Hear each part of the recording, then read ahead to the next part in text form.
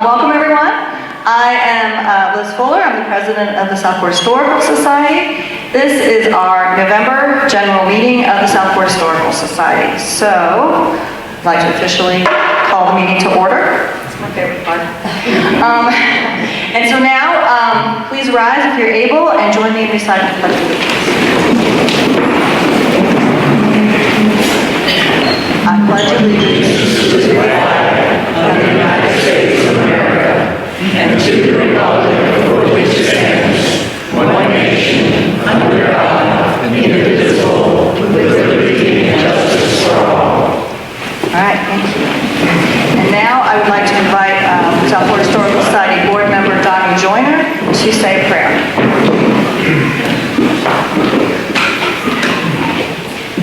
Let us pray. Almighty and all-wise God, so once again we give thanks. We give thanks to you for allowing us to wake up this morning in our right minds. We give thanks to you for allowing all of us who wanted to assemble here tonight to hear Mr. Fonvielle gave us the ability to get here, and we thank you. Lord, I ask if you would to keep your guardian angel over this gathering and this meeting throughout it, and that when the meeting is over with, I ask again that you would send your guardian angel with each and every one of us in this building and in sound of my voice, safely back to their homes and loved ones. These and all blessings we ask, and in the mighty name of Jesus, amen. Amen. Okay, I have just a few announcements that I wanted to make before we get to our presentation. I mentioned we have some important dates coming up. Now, I'm going to mention some dates. You don't have to worry about writing these down or anything because they will be on our webpage. But I just want to mention, on November 15th, we will be hosting a talk on the Menhaden industry of the Lower Cape Fear. It's going to be presented by David Bennett, who's the curator of maritime history for the North Carolina Maritime Museum System. And that's going to be at 1 o'clock on Tuesday, November 15th. It's going to be via Zoom. So if you're on our mailing list, you'll automatically be sent the Zoom link. If you otherwise send an email to info@southporthistoricalsociety.org and ask for the link. Then, this is important, on November 21st, we will open up our ticket sales for our Christmas home tour.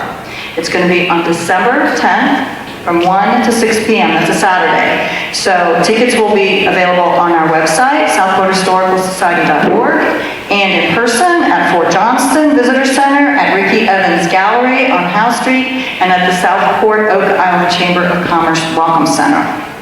So if you buy your tickets online, you will still need to pick them up in person. You can pick them up at the Visitor Center up until the day of the tour. Tickets are $20. This is the first tour that we've held since 2019. We're very excited about it. Lots of people are excited about it. We've been getting lots of phone calls asking when the tickets are going to go on sale. It's going to be a smaller tour than we did in 2019. We're only going to have 750 tickets sold, so we will sell out. So we suggest that people purchase their tickets early. We have 8 properties on the tour, 7 historic homes and 1 historic church. There are 3 homes on Bay Street, the Walker Pike House, which dates back to 1800. It's the oldest existing house in Southport. We have the Thompson Harper House and the Thomas Man Thompson House. Thomas Man Thompson was a blockade runner who built a beautiful house, and then his son built a house a couple doors down, the Thompson Harper House. There's 2 on Caswell. Both of them are homes of former mayors, Southport mayors, the Mayor Leonard T. Yaskell House and the Mayor Price Purpose House. And some of you might recognize Price Purpose's name as the man who built the Amuse You Theater, and it's been in their family ever since. So that's his house. And then we have 3 properties on Lord Street. We've got the Annie Dosher Parker House, which comes with its own little ghost story. And then the Swayze Complex, which actually has 2 little houses on it, so you get a little bonus house when you go to that property. And then the Mount Carmel AME Church, whose congregation was founded in 1879 by 11 formerly enslaved men and women, including members of the United States Colored Troops. And they originally met at the barracks at Fort Johnston, right near this building. So as you can see, it's going to be a wonderful tour, and we really encourage everyone to come. Also, on that same day, on Saturday, December 10th, we're going to be holding our first quilt show. It's going to be a show and tell quilt show with local quilters presenting their quilts or family quilts. And Marilyn Gore, who grew up in Brunswick County, County. She attended school in Southport. She graduated from Brunswick County Training School. She's going to be our guest speaker. And Marilyn did her master's thesis on the history of quilting in North Carolina, and she's going to be speaking on the topic of African American quilting styles and techniques. So the quilt show is going to run from noon to 5 on Saturday. In the afternoon during that time, it's going to be right here in this building. Out front, in the middle of the afternoon, I think at 2, we're going to have the Brunswick Big Band. They're going to be playing Christmas carols and things like that. So you can just come and listen to the music if that's what you're interested in, or you can wander in and look at the quilt show. I hope you take a moment to look at the quilts when you're here tonight. These are the 2 quilts that were made by volunteers over the last year and a half. Each of the built blocks was made individually by a volunteer. More than 50 volunteers made the quilt blocks. It was a great way for people to continue to volunteer and be involved in the community while we were apart for COVID. The Marilyn Ridgway, who's sitting over there, is the mastermind behind the entire project, and her quilting class at Brunswick Community College put together the 2 quilts, and they were created. If you look at them closely, each block has an historic Southport landmark, and they were made from coloring books that were made by Pat Carney, who's a local artist. We have those coloring books over there, and the quilters colored the pictures, then they transferred them to fabric. Bob is showing one of the coloring books. And they transferred the fabric and then they quilted them. So it was a real interesting project. It was a real community project. We are raffling those off on December 10th at the quilt show. We're selling raffle tickets tonight. If you're interested, it's 6 tickets for $10. It's only cash, so if you can't do them tonight, we also are selling online at our website and at DuckDuckGoose. And the proceeds are going to support educational programs for the Southport Historical Society and Brunswick Community College Fiber Arts Program. So the drawing will be December 10th at 4 p.m. You don't need to be present to win. And we also have some of the coloring books on sale tonight if you're inspired to color your own pictures. And they also make great Christmas presents. I also want to mention that the old jail will be open on December 10th. It's closed now for the season, but will be open on December 10th as well. So December 10th is a big day for the Southport Historical Society. It's the only real date you have to remember other than when the tickets go on sale. Okay, so those are all the announcements that I have before I introduce our guest speaker. I would like to point out, for those of you who've been to our meetings before, that tonight is a special night.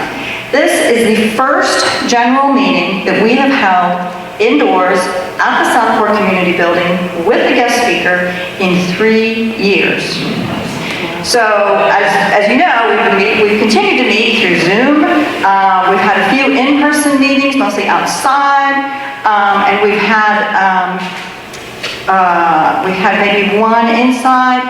But all of our presenters have been local folks, volunteers, sort of homegrown presentations, and they've been wonderful. But tonight, we have as our guest Dr. Chris Fonvielle, who's come from Wilmington to speak. So in case any of you are not familiar with Dr. Fonvielle, which I think most of you are here because you know about him, but in case you're not, he's an historian, a professor, and an author. He's Professor Emeritus at the Department of History at UNCW. He's the author of multiple books on the Civil War along the Cape Fear. So 2 of my favorites are The Wilmington Campaign, Last Days of Departing Hope, and Glory at Wilmington, The Battle of Forks Road. So if you haven't read those, I highly recommend them. And I'm especially pleased to have Dr. Fonvielle be our first speaker back, so that we've come back to.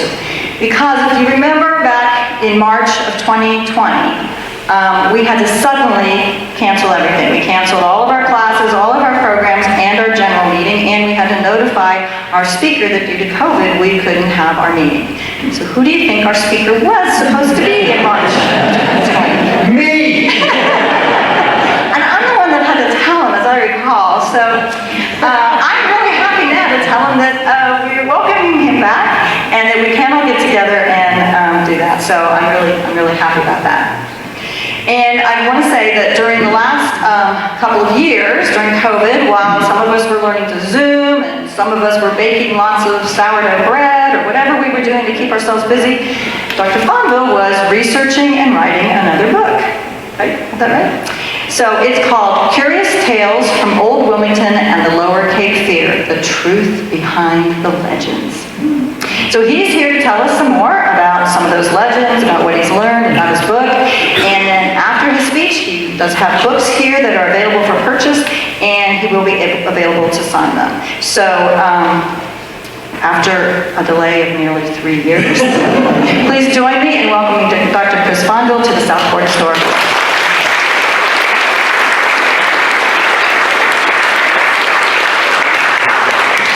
And I've never forgotten that either. It's great to be back with y'all. I was thinking it was 2.5 years ago, but it was 3.5 years ago? Three. Well, but I was the annual speaker every year in March. Well, that's redundant. In March. And so if it was March 2019, that was 3.5 years ago. Well, our last meeting where we had to speak was in November of 2019, and then they canceled you in March 2020. Yeah, right. So that, I was three. I can't remember anymore. I'm like that guy who came out of the shopping center and he couldn't find his car keys. They weren't in his pocket. Then he remembered that his wife was always on him about losing his car keys. And he went out to the parking lot and he couldn't find his automobile. Oh my gosh, I've left my keys in the car and now somebody's stolen my car. So he called the police and reported that his car had been stolen. Then he called his wife and said, you were right. I left my car keys in the car and the car's been stolen. And she said, no, it wasn't. I dropped you off there. You did? Well, will you come pick me up? Well, I will when you tell the cop that I did not steal your car.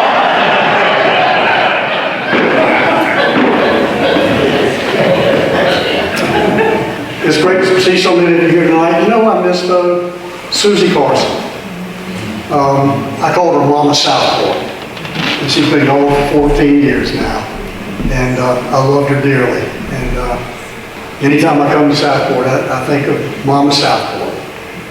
But tonight I want to talk to y'all about some of Wilmington and the Lower Cape Fear's history mysteries. Now, this is fairly open-ended. I took the lockdown to explore 5 famous urban legends, mostly from Wilmington, because that's where I'm from. I'm a native Wilmingtonian. And I've heard these tales or read them since I was a boy. But I figured after so many tellings, and in one case, more than 200 years, that they had gotten, as we say in the South, discombobulated. That they were like the game telephone that our teachers played in elementary school. So I started fresh. I started from the beginning and uncovered as much evidence I could on these stories to get to what I think really happened. Now, I was very fond of telling my students at UNCW, never let the truth get in the way of a good story. But in this case, I turned that adage on its head, never let a good story get in the way of the truth, which can be more intriguing than anything else.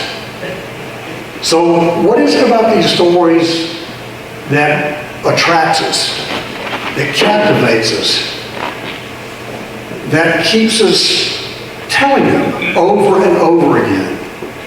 The mystery, the allure, the poignancy, the sadness, the love, the laughter. If you want a really good description of my book, read Liz Fuller's description of it in Southport magazine. I told her, I wish that I had put that into my introduction. It was so well written. Because of time constraints, I'm only going to do 2 stories tonight. Maybe 3 if we have time. But please stop me at any time if you have any questions, and I'll be glad to address them, because I'd much rather carry on a conversation with you than lecture to you. Okay? We good to go? All right. Number 1, and this is Wilmington's most famous legend. You could do stories old and new of the of Old Southport, the truth behind the legends. But again, my beginning was Wilmington, and the most famous legend in Wilmington was about a young man named named Samuel Russell Jocelyn Jr., who allegedly was buried alive in the graveyard at St. James Church. Now, a graveyard, most of you know this, is always next to a church. Everything else is a cemetery. I know you genealogists know this.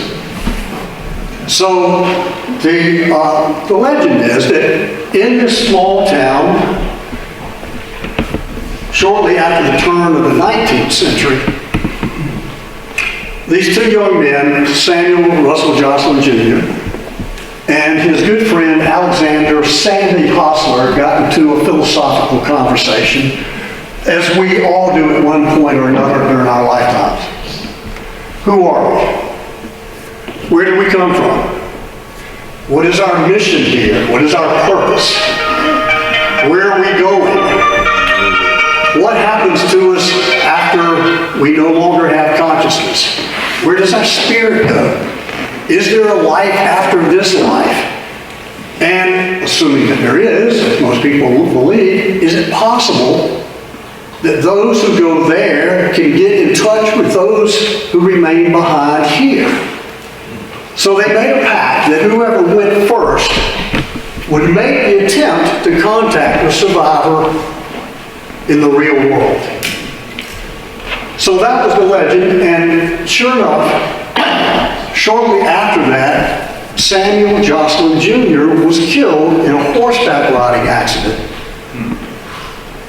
and buried in the graveyard at old St. James Church, the one that's there now, 3rd Market Street, opened in 1840. So the original church, built by 1770, looked like this. And if you look carefully in this watercolor by the unidentified artist, you can see graves behind the church. Today, the graveyard is confined to the west side of Dock Street between Market, west side of 4th Street between Market and Dock Streets. But at one time, it stretched south of Dock, east of 4th, and north of Market Street. And when the city grew and developed, and they extended the streets, they removed the gravestones, perhaps made a feeble attempt to remove the remains of people or their remains as well. And then they built atop the old graveyard. So I imagine that area around the Jewish temple and the 4th Street area, the Dock Street area, is like a poltergeist neighborhood. There's still hundreds of people buried there. We know that. So, shortly after the funeral, Sandy Hostler was in his bedroom when suddenly the ghost, the apparition of his recently departed dear friend, Samuel Jocelyn, appeared before him. Why did y'all bury me alive? He wanted to know. Bury you alive, Hostler responded. Why, I was with you when we found the body. I was with you when we put you in the casket. I was with you when we put your casket into the ground and covered you with dirt. I know you were dead. No, I was not, Jocelyn's ghost responded. Exhume my remains and you will see. And Hostler thought, well, this is part of the grieving process. I mean, we've just put him in the ground. But then the next night, at exactly the same hour, Jocelyn's apparition appeared again. And then again on a 3rd consecutive night. By then, Hostler knew something weird was going on. This was beyond his own grieving process. This was supernatural. So he approached a mutual friend, Louis Toomer, and explained to him what had happened, and told him that he wanted him to help him dig up the remains of Samuel to see if Samuel's ghost was telling the truth. And you can imagine Louis Toomer's response. You want me to do what? I'm not sure about this. But the legend is that they did. They exhumed Samuel's remains, and sure enough, the body had turned over in the casket. So is the legend true? It makes for a great Halloween-y kind of a story. And I've heard it since I was a kindergartner at St. James, where I was baptized and confirmed and an acolyte. And my kindergarten teacher, Miss Peggy Moore Purdue, used to take us into the graveyard, and she would tell that story. I'll also tell you that the first time I can remember going into the sanctuary in St. James Church was when I was a redbird. I was 5 years old in Miss Peggy's kindergarten class. And when the class walked into the sanctuary, Miss Peggy said, "Now, children, be respectful, be quiet, because this is the house of God the Father, God the Son, God the Holy Ghost."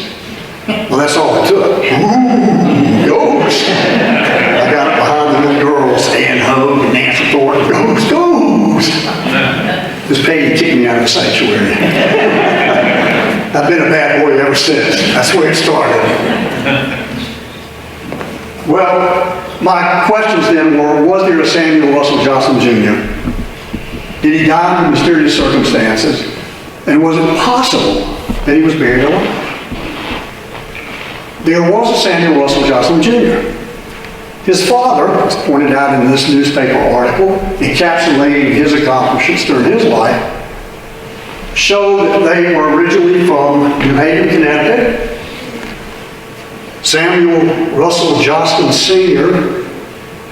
was a lawyer, educated at Yale, moved with his family to Wilmington about 1789. Already living in Wilmington was Samuel Russell Joslin Sr.'s father, Amaziah Joslin. Also from Connecticut, a seafarer. There was a lot of immigration from the northern states to the southern states, seaports, particularly where there was economic opportunity. And a lot of people left the north for the same reasons that many of y'all left the north to come here, to escape cold weather, and what else? High taxes.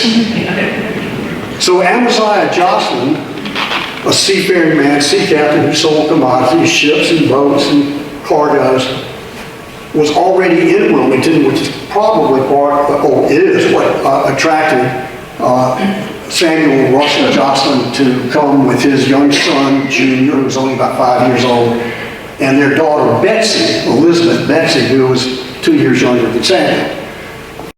So, Mr. Joslin Sr., Samuel Russell Joslin Sr., established himself as a lawyer in town and became one of the leading attorneys, not only in Wilmington, but in the state. And then handled all kinds of cases, including the sale of real estate. As you can see here, he was representing Michael Sampson from Sampson County, the Clinton area, who was also a lawyer from that area. And it was through their father's connections that Samuel Russell Jr. met, fell in love, and married Mary Ann Sampson. They got married in June of 1809, but they were only married about 9 months when Samuel mysteriously passed away. Legend says that it was a horseback riding accident. So that's what I had. It took me forever to find a death notice. There was no death notice for the young man in the Wilmington newspapers. Papers are incomplete. Much easier to access today. You just go to newspapers.com. But I go back to the old days where if you didn't have hard copies of newspapers, you had to go through microfilm. But I was able to find this death notice for Samuel Russell Joslin Jr. from the Raleigh newspaper. So any of you genealogists, the official death date is March 28, 1810, but I'm going to show you he actually died earlier than that. So, he's married, 9 months later, he's gone. The story came to the public's attention first in 1880, when James G. Burr, who was on the Southport of Wilmington in the 1800s, held a lecture to the Wilmington Historic and Scientific Society. I love that. On Market Street, where St. James Church is today. And he told the story, and this is an ad, I could not find one from 1880. This is an ad from his subsequent lecture at Fonvielle Hall 10 years later. But the first public telling of this story was by James T. Burr in 1880. And he said, I've heard this story my entire life. My mother, Emily Bernard Burr, was very close with Alexander Hostler, who told her that story firsthand. That he and Louis Toomer had exhumed the remains of Samuel and discovered that Samuel had not been dead when they buried him. And then he told the story again, as this newspaper notice says, Fonvielle Hall in 1890. Burr said, I've heard this story my entire life, from the time I was a boy, well into my adulthood, until my mother died. She told this story to me frequently. And then contemporaries of Burr, like Alfred Moore Waddell, in his book, History of New Hanover County, Volume 1, wrote, in March 1810, Samuel R. Jocelyn, son of the distinguished lawyer of the same name in Wilmington, and himself a promising young man.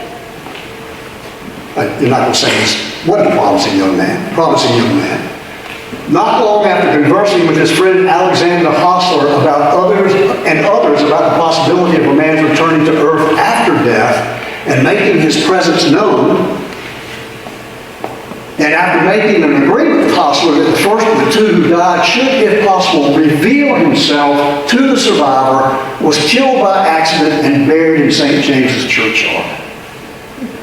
That was written in 1909. So Waddell was a contemporary, a protege of James G. Burr, who died in 1898. And then, where it really became popular, was in Louis Toomer Moore, the maternal great-grandson of Louis Toomer. And Mr. Moore wrote in Stories Old and New in the Cape Fear region, 1956. And by the way, he was the father of my kindergarten teacher who kicked me out of St. James Church. I remember Mr. Moore, died in 1965. He was a dapper man, always wore a bow tie. And he wrote, one afternoon, Jocelyn was found dead by the side of a road in the eastern part of the county, New Hanover County. Tradition says he was lying unconscious beneath the shelter of a massive oak tree. The story just changes with every telling. The supposition was that Jocelyn was immersed in thought and that he probably was thrown from the saddle when the animal was frightened by some nearby object. Of course, the story is much more extensive, but that's the crux of the telling. So these are secondhand accounts. They were not there when it happened.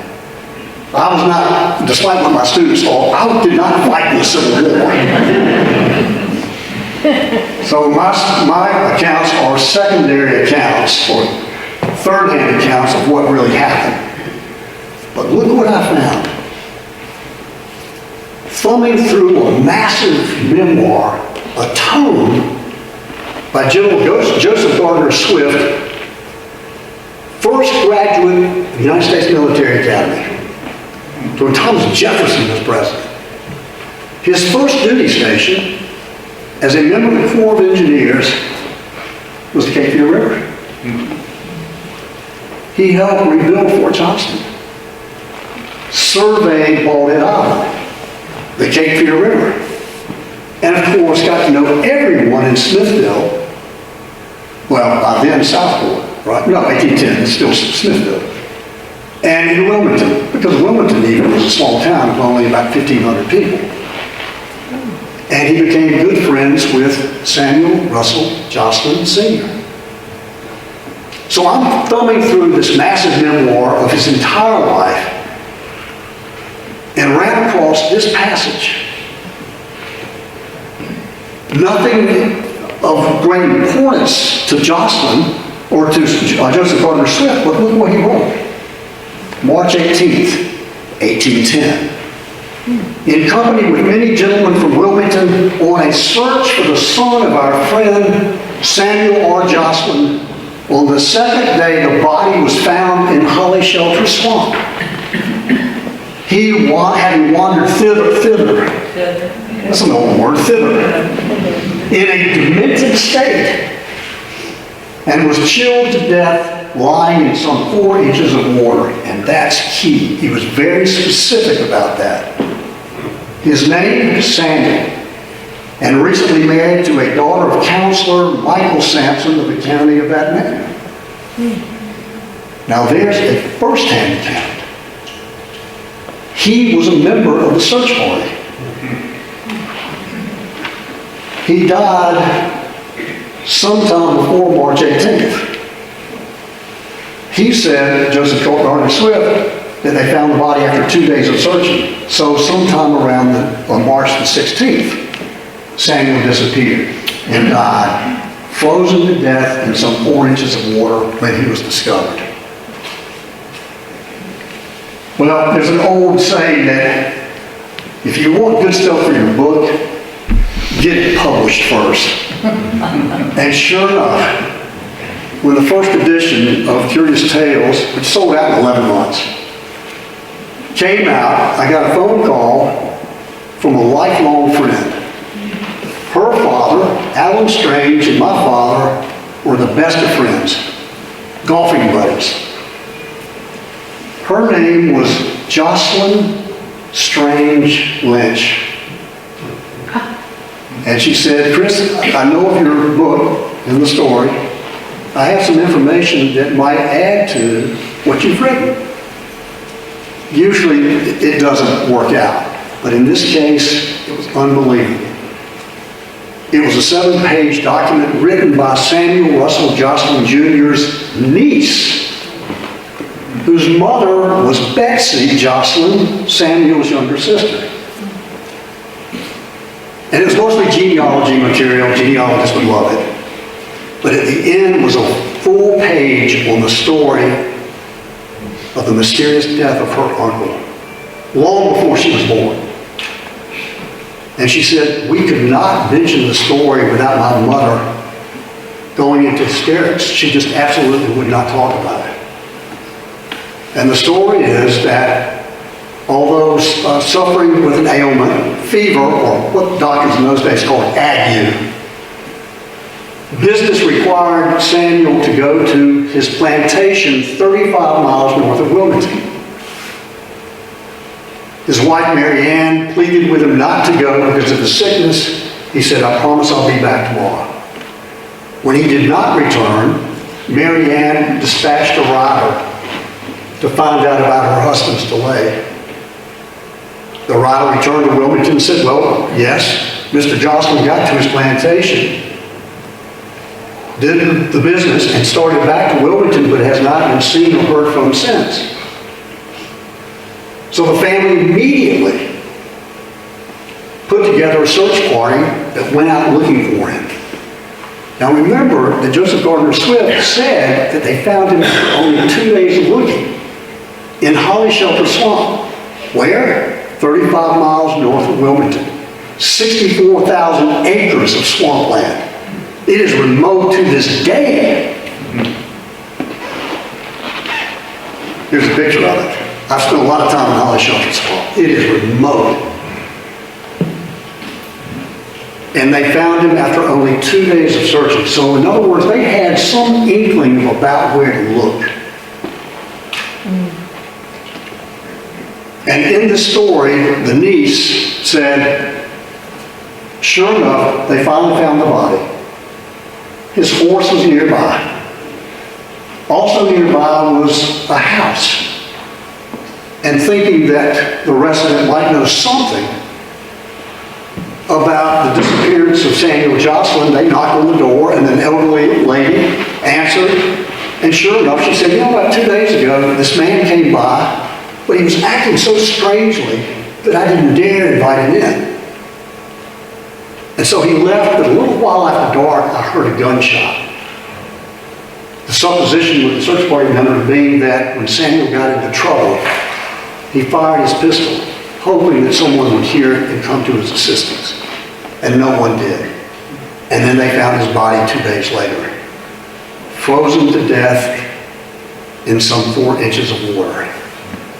and I'm thinking hypothermic coma.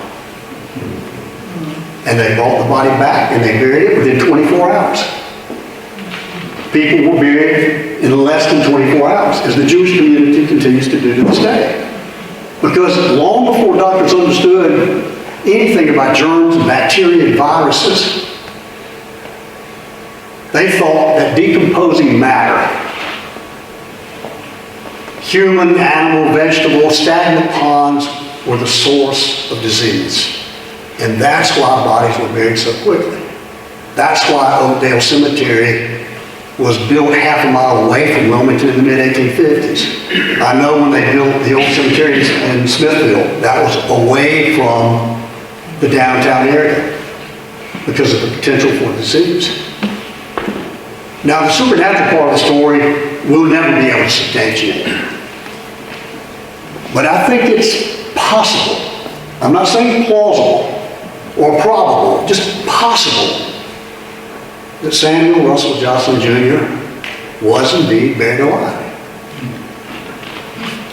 Now, I love what, and by the way, why Holly Shelter Swamp? Well, look what I found. His father-in-law owned a plantation in Holly Shelter Swamp. So had he gone there to do business, Samuel Russell Johnson Jr.'s niece said that he went to his plantation. But either way, he was found in Holly Shelter Swamp. So, was he buried alive? I like what James T. Burr said. In 1880, in his first presentation of the story to the Wilmington Historical and Scientific Society, some people will make short work of the matter by saying the story is not worthy of belief, as it is simply impossible for anything of the kind to occur. And yet, it is the desire of almost everyone to solve the enigma of the supernatural and to catch, even if it be a glimpse of the world beyond the grave. The researchers of science and the teachings of philosophy have alike failed to illuminate the darkness. I could not have written it better myself. Okay, questions, comments, observations, hallucinations? I've got plenty of those. Anybody? Well, what caused them to think he was acting strangely? Because that woman said that? According to his niece's account, her mother told her, much like James T. Burr's mother told him, that her uncle was suffering with a fever, was sick, but business required him to go to his plantation in Holly Shelter Swamp, or she said 35 miles north of Wilmington. That puts it into Holly Shelter Swamp, which is now in Pender County. Still part of New Hanover County until 1875. And with a promise to Mary Ann, his wife, that he would return the following day. And when he did not, that is when she organized the search party, because he'd been sick. His niece said he had a fever. He was sick with ague. And that's, which was like saying cancer. Just kind of a catch-all term for every fever. What is the word? Ague, A-G-U-E, ague. Just means fever. He had a fever. What was the cause of the fever? We don't know. So that's a second-hand account, but it came from Samuel Russell Johnson Jr.'s sister. And of course, she would know. Anybody else? Yes, sir. So what explains him coming to his best friend's bedside and telling him to... Why did he go to his best friend's bedside? Yeah, where do you explain that? I can't. I wasn't there. And I said, I cannot explain the supernatural part of the story. Only Alexander Sandy Hostler was the witness to Samuel Russell Johnson Jr.'s apparition, ghost, spirit, whatever you want to call it. Well, they were the two that made the pact, so it makes sense that they're coming. Yes, it does. Was he hallucinating? We don't know, and of course we'll never know. And by the way, the grave of Samuel Russell Johnson Jr. has been lost. But I found the above ground tomb of Alexander Hostler. But so many hundreds of people's graves, their markers were moved when Wilmington was expanded. Pretty early on into that area. Yes, ma'am? Well, I was wondering, was there any evidence that he'd been thrown from the porch, or is it just thought that maybe he was so sick he fell off? Well, see, that part was not in the eyewitness account. Only that they found it, and I thought that was very telling, because he was very specific about that. We found him frozen to death in some 4 inches of water. Unable to detect a heartbeat or pulse, they automatically assumed he was dead. Was it possible that he was suffering from hypothermia? Maybe. I'm no doctor. Well, not that kind of doctor. But maybe. They didn't thaw him out. Anyway, in this case, never let the truth get in the way of a good story. All right. Chris, there's a memory I have, and it's probably not related exactly to that, but about ringing the bell. Do you know what I'm talking about? Oh, Saved by the Bell. It actually has nothing to do with that, but the legend is that, right, the legend is that they started attaching a bell topside above graves and would not cover the casket with dirt beforehand, so that if someone actually woke up, they could pull the string and be saved by the bell. That's not the case. Again, never let the truth get in the way of a good story. I love that story. All right, y'all ready for the good one? That's pretty good. But you ready for the good one? Good one? Some of y'all will know this one by heart. The Mako Light. How many of y'all here saw the Mako Light? Well, a lot of people have been there. Did you see the light? I saw the light. I saw the light 2 times. Anybody else? Right. This is Brunswick County's most famous, one of its most famous legends. And arguably, not only the most famous ghost story in the Lower Cape Feeder, but North Carolina's most famous ghost story. And I'll come to that. In Search of the Mako Light. Now's that time of year, of course. We just got past Halloween. It always makes for a good Halloween talk. In fact, last week I gave it at the Railroad Museum just before Halloween. Full house. And that was the main story. Now, Mako is an unincorporated rural community 14 miles west of Wilmington in North Brunswick County. On what was then the Wilmington and Manchester Railroad. Wilmington was a railroad town between 1840 and 1960, when the Atlantic Coast Line picked up stakes and pulled up stakes and moved its headquarters to Jacksonville, Florida. I remember this because I rode on Santa Claus's last train in December of 1959, when the sled rolled into Rocky Point. And the school children met Santa and Mrs. Claus at Rocky Point, got on the Santa Claus train and rode into downtown Wilmington, where the Railroad Museum is today. The first railroad in Wilmington was the Wilmington and Weldon Railroad, completed in March of 1840. And my wife Nancy sitting right there, my better 3/4 for sure, always reminds me, be sure to tell the audiences that when the Wilmington-Weldon Railroad was completed in 1840, at 161.5 miles long from Wilmington to Goldsboro to Weldon, North Carolina, it was the longest railroad in the world. It's true. And then by the time of the Civil War, there were 2 other railroads that tapped into Wilmington, one of them being the Wilmington-Manchester Railroad, which connected Wilmington to Manchester, South Carolina, and then to Charleston. It later would become the Wilmington, Columbia, and Augusta Railroad, Wilmington to Columbia, South Carolina to Augusta, Georgia, where the Masters is held.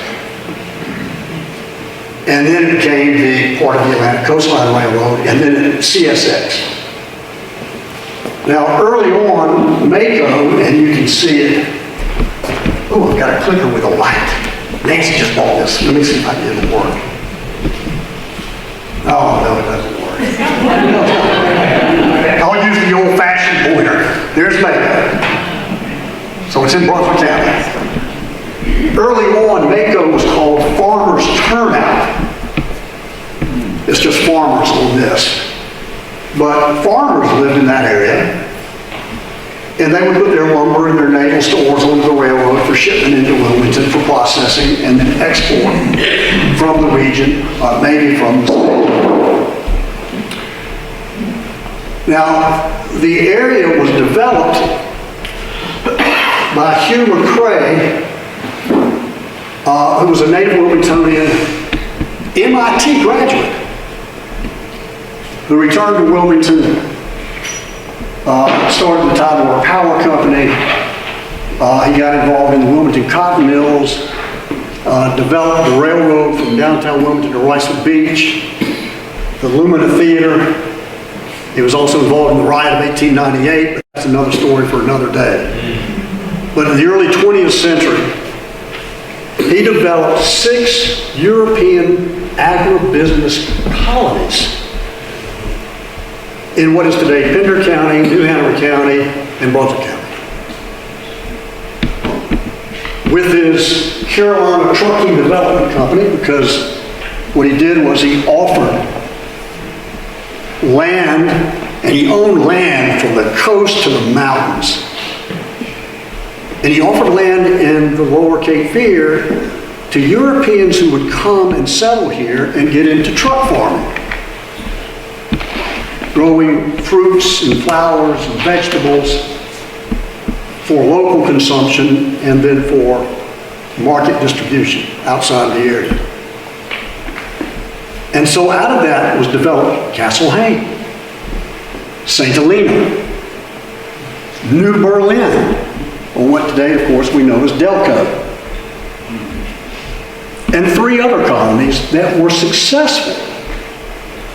What I discovered that other historians had not found was that he had planned a 7th colony to be called Marico or Morocco. I don't know what he called it. In West Brunswick County, on the, what was then the Wilmington, Columbia, and Augusta Railroad. There was already a Catholic church out there, Farmers Turnout. So he improved the railroad depot, built a school, and planned this development for Italians. But the Italians didn't come. Midwestern farmers didn't come. No one settled that area to grow anything, because what could you grow in the sandhills of West Brunswick County except loblolly pine trees and sedge? In many areas in our region, we're just on top of old beach bottom. Locals in the area called it rattlesnake because of all the reptiles that dominated the sandhills and the swamps of West Brunswick County. I ran across one newspaper article where 2 hunters killed a big giant seething coil of about 20 or 30 rattlesnakes. Now, what do you call a big giant herd of rattlesnakes? Nancy looked it up. You know what you call it? A Roomba. R-H-U-M-B-A, a Roomba of rattlesnakes. Like they're doing, well, they are. They're doing a dance. Not that Roomba, but R-H-U-M-B-A. They're doing a Roomba. The railroad men called that rattlesnake grave because when you got about 12 miles out of Wilmington, you hit Hood or Hood's Creek. And then the railroad went up for a couple miles to what they call Rattlesnake Grade. So the area was known as Rattlesnake or Rattlesnake Grade to the railroad men. But officially it was Farmers Turnout until Hugh McCrae named it Morocco. But no one came to settle the area And so the locals, by 1917, had shortened Morocco to Mako. As Johnny Carson used to say, I did not know that. So it did not become famous for being a European agribusiness colony. It became famous for its ghost light. Now the legend is, according to Lewis T. Moore, that shortly after the Civil War, 1867, 1868, a railroad conductor by the name of Joe Baldwin was killed in a terrible nighttime train accident. The car in which he was riding, the last car of his train, the caboose, had become uncoupled near Hood's Creek and slowly came to a stop at Mako Station, or what would have been Farmers Turnout Station then. Knowing that there was another train following close behind and would be approaching him rapidly, Baldwin ran to the back of the car and frantically waved his lantern in an effort to warn the engineer of the oncoming train of his dilemma. To no avail. The other train smashed into Joe Baldwin's car, making a total wreck of it. Joe Baldwin's lantern flew up and off into a nearby swamp where it burned brightly for a little while and then dimmed, as did the life of Joe Baldwin. His head allegedly severed in the train accident. And shortly afterward, sure enough, people in the area started seeing this strange orb of light that emanated near Hood's Creek, and then grew and moved up and down the railroad tracks, swinging gently back and forth as if someone was looking for something, as if someone were holding a lantern looking for something. They named the lantern Uncle Joe's lantern. Who was Uncle Joe? And they came to believe that whoever Uncle Joe was searching for something. Now let me read to you the earliest account and the best description of the Mako light that I've ever found. A lady whose last name was Mintz, who lived in Mako in 1964, told a reporter, because there was always a lot of publicity about the Mako light, particularly around Halloween, that in her 84 years living in Mako, she had seen the light many times and had from the time she was about 5 or 6 years old. And her father had seen it long before that. So I could trace it back to the 1870s at least. But in 1934, Charles N. Allen, having heard about this light, went and sure enough saw the light. And then wrote an article about it and submitted it for publication in the State magazine, today our State magazine. And here's what he wrote. 1934. A mile or more down the right-of-way, there is a flicker over the left rail as if someone had struck a match. The eerie-looking thing sways a little and begins creeping up the tracks. Your eyes are magically glued to its movements. The thing comes on. It becomes brighter as its momentum increases. Then it begins dashing toward you with incredible velocity. Paralyzed, you just stand there waiting for the thing to rend you to pieces. But it never reaches you. It comes to a sudden halt 50 or 75 yards from where you are standing. It glares at you for a moment like a fiery eye. Then it speeds rapidly back down the tracks. It stops now where it first made its appearance and glows ominously there like a red moon in miniature. Then it vanishes into nothingness. The publisher was incredulous, did not want to publish it, but contacted several Wilmingtonians who said, oh yeah, we've seen the light many times. And so he did publish it, and good thing that he did. It's the best description of the Mako light there is. And pretty much describes the way that most people who saw the light, including me. So, where does the story of Joe Baldwin come in? Louis T. Moore,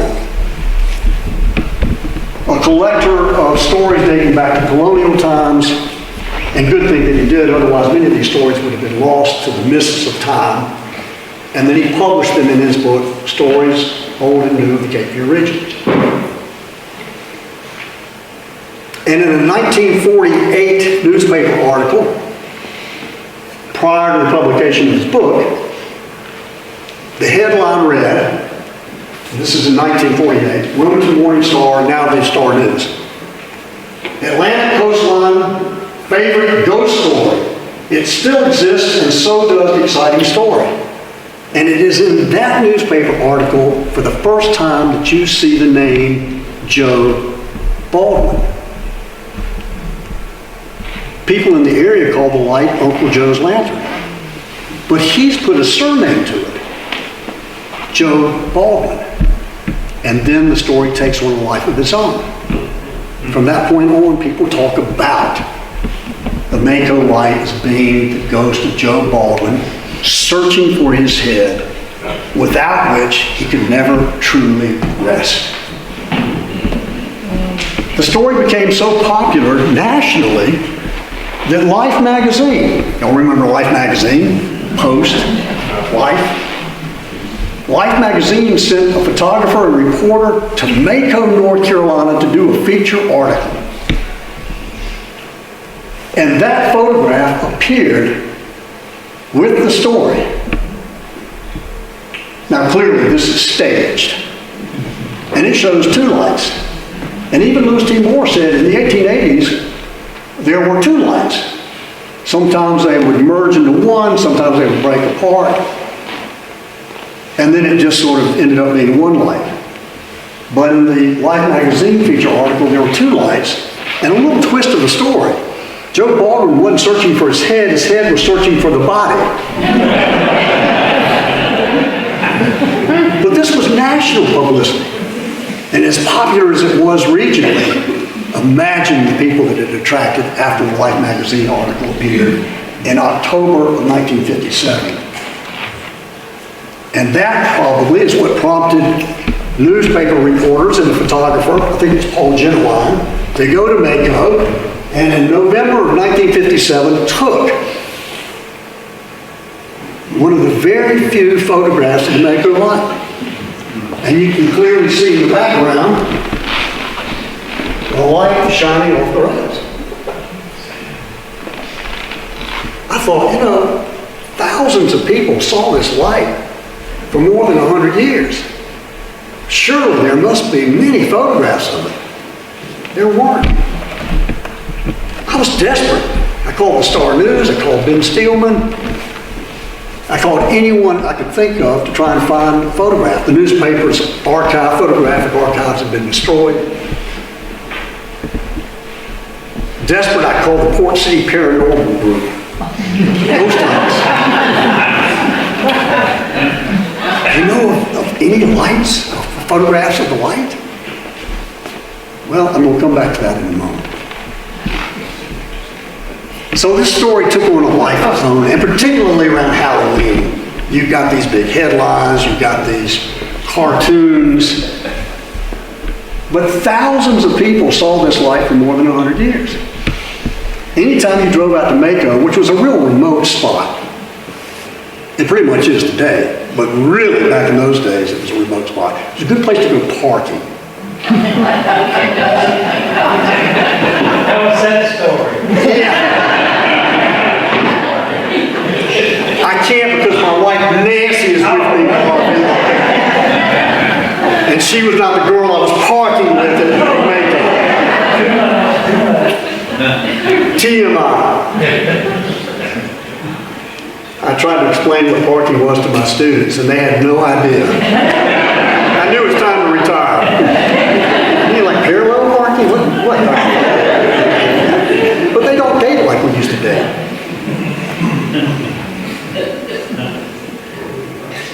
So anyway, it got a lot of publicity every Halloween, particularly. But thousands of people saw this light. Anytime you went out there, there would always be a small group of people, sometimes larger than others. And you pulled in off of 74, 76, which at that time was just 2 lanes. Now it's 4 lanes. It looks like Myrtle Beach out there now. All right, it looks like going out toward St. James now. And people would be looking for the light. The light did not come out every night, or so it was said. But then someone had to be there for the light to come out. Get it? So the light might come out right after sunset, it might come out before midnight, it might come out at 3 or 4 o'clock in the morning. But if there was no one there to see it, the light didn't come out. A friend of mine told me that he and some of his friends went out for 30 consecutive nights and never saw the light. So you were very fortunate if you did see the light. It became so popular that in 1964, the Southeastern Beach Association, which was an early promotional group, kind of like the Chamber of Commerce, invited Hans Holzer, the self-proclaimed expert on ghostism, to come to the area to see the Mako light and try to explain it, because no one had been able to explain its origins. Louis T. Moore wrote that Fort Bragg sent a machine gun battalion down to try and perforate the mystery. I was never able to substantiate that part of the story, but never let a good story get in the way of the truth, right? So Hans Holzer accepted. He had just written his first book called The Ghost Hunter. And before his death, he would write more than 70 books on the supernatural and paranormal. That's his legacy. So they put him up at the newly opened Blockade Runner Beach Resort Hotel at Weissel Beach. Every night, for 3 consecutive nights, they drove him out to Mako. And sure enough, because of all the publicity before his arrival, anytime he went, and every time he went, there were hundreds of people there. So he never saw the light. But that did not prevent him from saying in a public meeting in Brogden Hall in downtown Wilmington that indeed the light was the ghost of Joe Baldwin searching for his head. There is no other explanation. And would you like to buy a copy of my book, which I'll be glad to sign?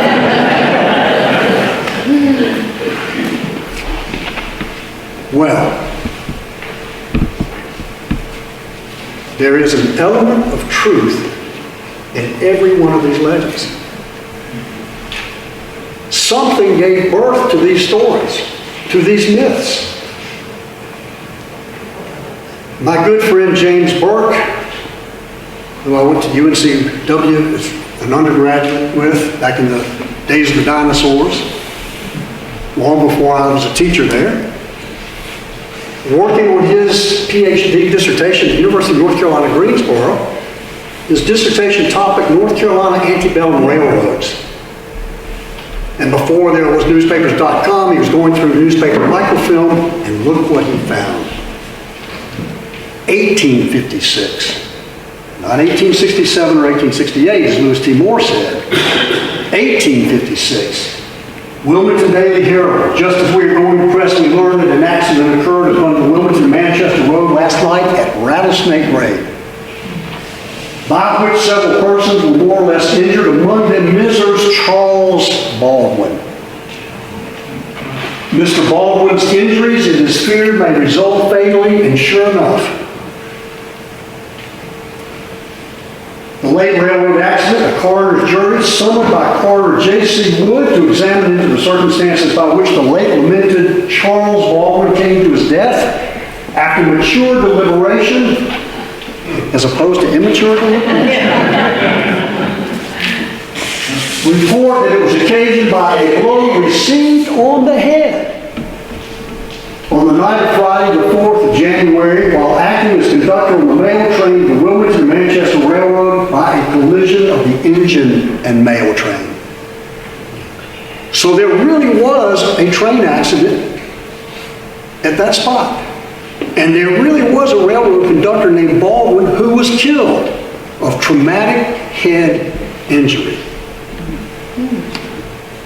And somehow, some way, Lewis T. Moore took that distant memory of the real event and combined it with Uncle Joe's lantern to create, in my opinion, the legend of Joe Baldwin. And then the story took on a life of its own. But there really was a light. And no one was ever able to explain its origin. Not a geologist, not a scientist, not a physicist, not regular folks. Thousands of people saw the light for more than 100 years. What caused it? Phosphate fumes? Swamp gas? The reflection of automobile lights had been seen since the 1870s, long before there were automobiles. What was it?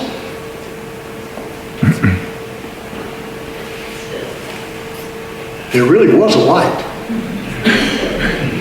When's the last time you saw it? 1969. Was the last time. I saw it 2 times in 1969. But this gentleman who took this photograph saw it, he told me, 15 to 20 times. The Cape Fear Paranormal group turned me on to Jim Jocham of Greensboro, North Carolina, now 89 years old. Back in the 1950s, 1960s, into the 70s, he and his first wife and family lived in Winston-Salem. Her family was from Bolivia. So anytime they drove from Winston-Salem to Bolivia, he would stop to try and see the Mako light. And he told me between 1954, the first time I saw the light, and the early 1970s, I don't remember the last time, I saw the light 15 or 20 times.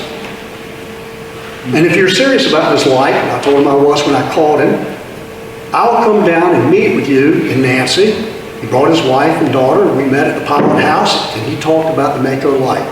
He said, Chris, in 1958, tired of being teased by my friends about seeing this ghost light at Mako, one of them said, let's see the proof. I'll loan you my camera, but I'll do one better. I'll give you an infrared camera. He worked for Bell South Laboratories. So Jocham said, I went down sometime in 1958, went to Mako, as I always did when we went to Bolivia. I got there, sure enough, there was a group of people. I set up the infrared camera on a tripod. People interested came over to ask me what I was doing, what's going on. We talked for a little while, and then we waited for the light. It got to be 10 o'clock, no light. 11 o'clock came and went, still no light. Midnight, everybody else got bored and went home. I stayed on. And I waited, and I waited, and I waited, and I finally decided the light's not going to come out tonight. So I started to pack up my gear, and sure enough, about 1 o'clock, suddenly the light came on. And as it moved up the railroad tracks, I was able to photograph it, not once, not twice, but 3 times. And it clearly shows a heat source. The very best proof of the existence of the Mako light. Despite the fact that thousands of people saw it, there is living proof of the existence of the Mako light. He said, Chris, these photographs have never been seen in public. They've certainly never been published. You're welcome to use them if you tell what happened to me after I made my film exposures. Absolutely, Jim, whatever you want to do. So here's what he wrote.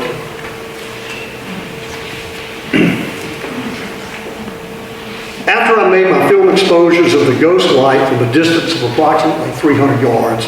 It was weird. You could never tell how close or how far away you were from the light. I packed up my photo gear, turned and began walking between the railroad tracks back to my car.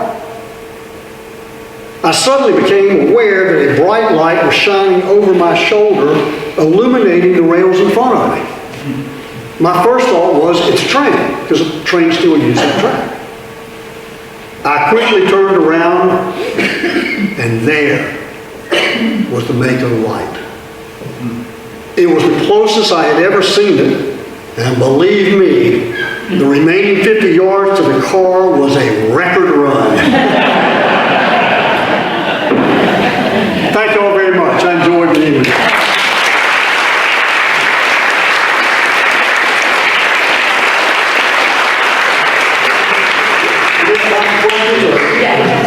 Okay, I don't want to go over my time. Does your book have these photos in the book? Yet, for the first time ever, those photographs are in the book. They've never been published before. Great story. The description that you read about the young gentleman, how it came forward very rapidly. It's all in here. Yeah, but when you saw it, did it do the same thing? That way he described it? Yes.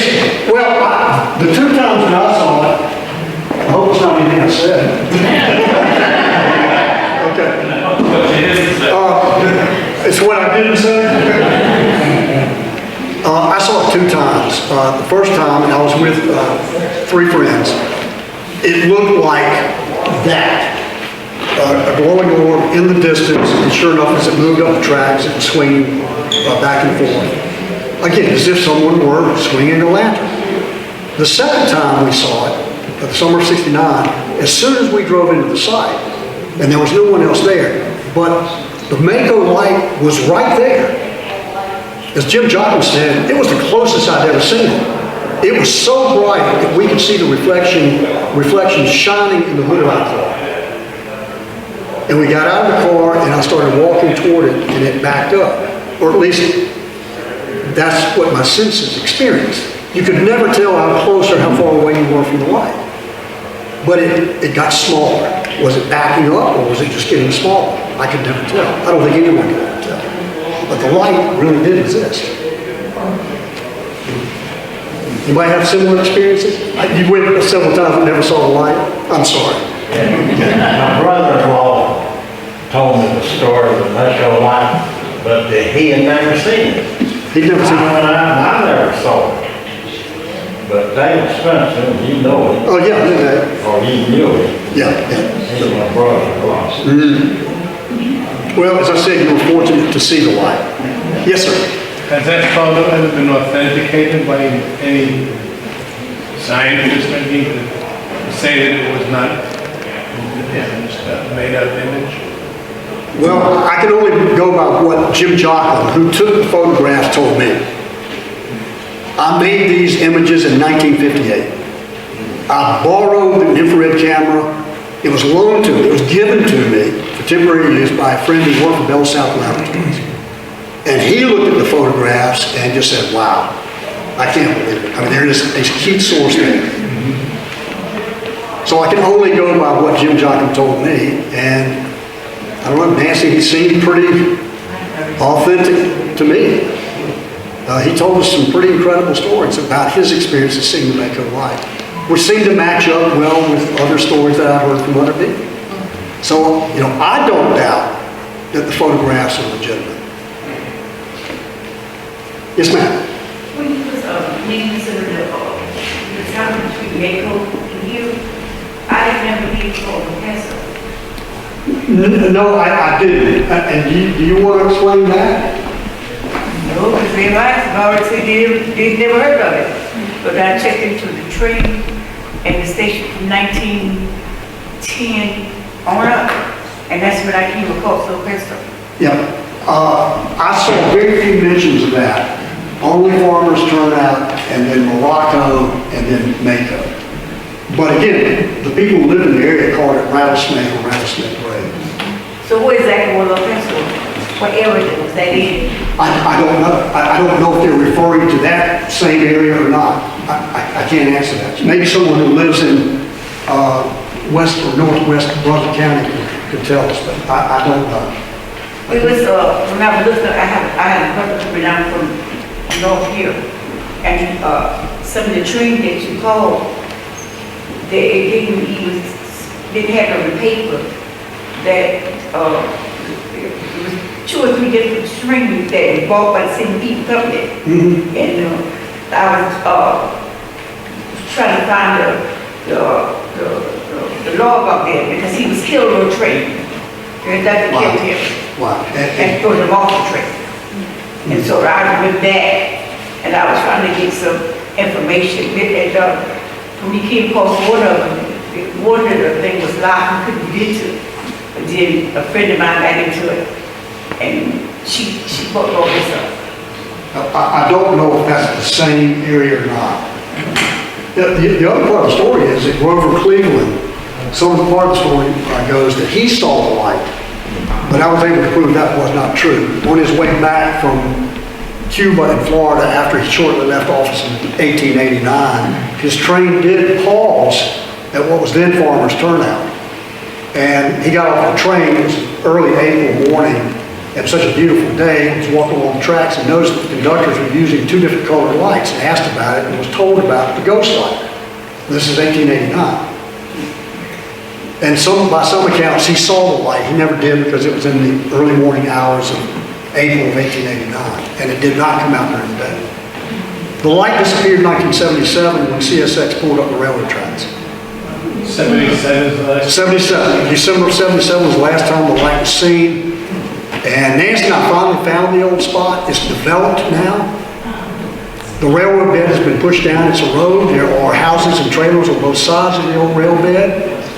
We drove all the way down to Hoods Creek and back, and there was a gentleman in his front yard. I rolled the window down. I said, "Is this where Mako, what the Mako light was?" He said, "Oh yeah, people come down here all the time looking for it, or at least they come to go parking." Thank you all very much.